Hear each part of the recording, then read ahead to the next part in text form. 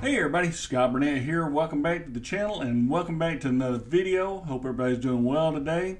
Got a short video for you today on the MyQ Smart Hub that I made a video on, video above me here, that allows you to control an older garage door opener or two older garage door openers.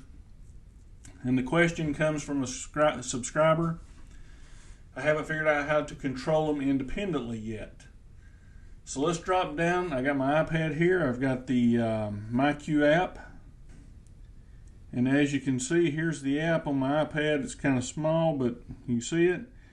There's garage door 1. Take your finger or your pencil. If you got your phone, just take your finger and swipe. There's garage door 2. I can control, open, and close 1 or 2 just by swiping. Very simple. It works great. You don't have to swap out your garage door openers. As long as it's in the compatibility list, I'll add those down in the description. Hope this helps you out. If you like this video, give me a thumbs up. Hit that subscribe button. Hit that bell for more content that I'm going to be putting out if I can ever get time off.